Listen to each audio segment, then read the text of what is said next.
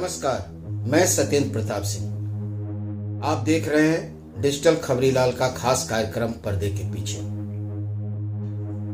Kolkata RG का rape and murder कांड के बाद से स्थिति बहुत ज्यादा नहीं सुधरी है, या यूं कहें कि और ज्यादा उलझती गई है। 9 अगस्त की घटना के बाद 10 अगस्त से जूनियर डॉक्टर हड़ताल पे चले गए थे।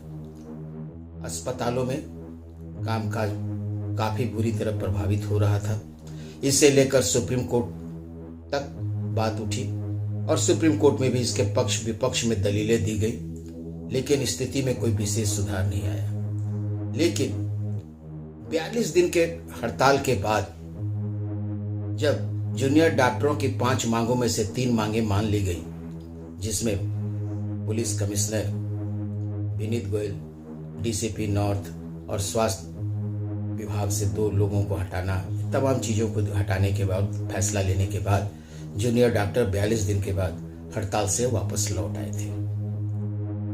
उसके बाद जो इनकी चीफ सेक्रेटरी मनोज पंत से इनकी बात हुई और उसमें जो 10 सूत्री बात मांग रखी गई थी और उसको क्रियान्वित करने के लिए आवाज उठाई गई। उसके बाद मनोज पंत ने वह पत्र स्वास्थ्य सचिव नारायण स्वरूप निगम को भेजा कि इसे तत्काल लागू कराया जाए, लेकिन स्थिति वही ढाक के 3 पात। उसमें भी कोई बहुत ज्यादा सुधार नहीं हुआ, या यूं कहें कि कोई भी काम पूरी तरह नहीं हुआ है। ज्यादातर काम 50% से नीचे है। यहां तक कि जो सीसीटीवी की जो बात की गई थी वह 1/4 ही हुआ है। खैर, जहां तक जूनियर डॉक्टरों के हड़ताल का सवाल है, सीनियर डॉक्टरों ने इन्हें सलाह दी कि बंगाल में दुर्गा पूजा चल रहा है, एक तरफ बाढ़ की स्थिति है, ऐसे में आम लोग काफी बुरी तरह इससे प्रभावित होंगे और हो भी रहे हैं। और हमें यह नहीं भूलना चाहिए कि इस आंदोलन में आम लोगों की सहयोग समर्थन हमें ज्यादा मिला है। ऐसे में आम लोगों के हित को देखते हुए ये हड़ताल खत्म कर देना चाहिए और काम में वापस आ जाना चाहिए। वहीं अगर आप चाहें तो आंदोलन, विरोध, प्रदर्शन जारी रख सकते हैं। इसके बाद जूनियर डॉक्टरों को यह बात कुछ जची भी और कुछ लोगों को नहीं जची। कारण यह था कि जो 30 सितंबर को सुप्रीम कोर्ट में जब सुनवाई हुई, उस दौरान जो भी बातें छनकर बाहर आई या जो निर्देश मिले, उससे जूनियर डॉक्टर कह सकते हैं तनिक भी संतुष्ट नहीं थे। इससे पहले 27 सितंबर को ही एक सरकारी अस्पताल सागर दत्तो में 3 डॉक्टर और 3 नर्सेस के साथ बदसलूकी हुई और मारपीट के दौरान वो घायल हुए। हालांकि मामला इस तरह था कि एक मरीज को बेड नहीं मिला था, लेकिन जहां तक सवाल बेड का है तो बेड की जो व्यवस्था है वो अस्पताल करता है, राज्य सरकार करेगी या स्वास्थ्य विभाग करेगा।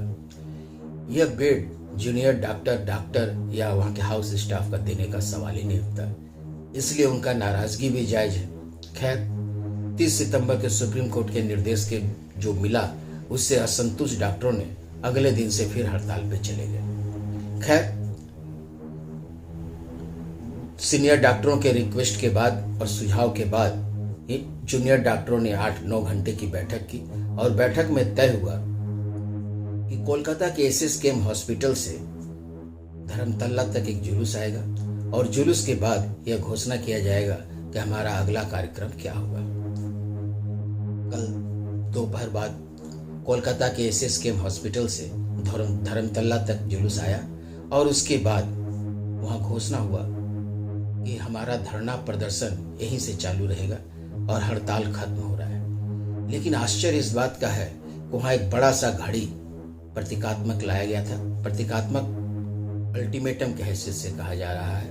हालांकि वो घड़ी वास्तविक घड़ी थी और उस घड़ी में 8:20 बज रहे थे और कहा गया कि 24 घंटे के अंदर यदि सरकार हमारी मांग नहीं मानती है तो हम हड़ताल तो नहीं लेकिन आमरण अनशन पे चले जाएंगे। यानी आज अगर रात 8:20 तक राज्य सरकार इनकी मांगों को नहीं मानती है तो ये 8:20 के बाद या आमरण अनशन पे चले जाएंगे। ऐसे में स्थिति और भी भयावह और बदतर हो सकती है। लेकिन इससे पहले हम यह जानना चाहेंगे कि आखिर उन 10 मांगों में ऐसी क्या मांगे हैं जिसे लेकर राज्य सरकार इतना वक्त ले रही है। इन मांगों में जो मुख्य मांगे हैं वो यह है कि आरजी कर रेप एंड मर्डर कांड में जिस जूनियर डॉक्टर दरिंदगी की शिकार हुई उसके परिवार को जल्द न्याय मिले, स्वास्थ्य सचिव नारायण स्वरूप निगम को जल्द से जल्द पद से हटाया जाए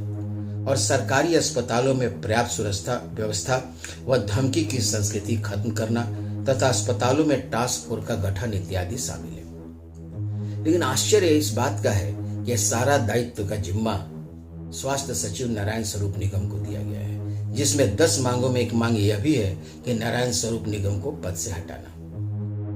ऐसे में नारायण स्वरूप निगम इन मामलों को लेकर कितना गंभीर होंगे इसी से अंदाजा लगाया जा सकता है। फिलहाल अभी स्थिति यह है कि आज शाम 8:20 के बाद से पूरी संभावना है कि जूनियर डॉक्टर आमरण अनशन पर चले जाएंगे। फिलहाल आज के लिए बस इतना ही। सोमवार को फिर मिलते हैं इसी समय पर्दे के पीछे।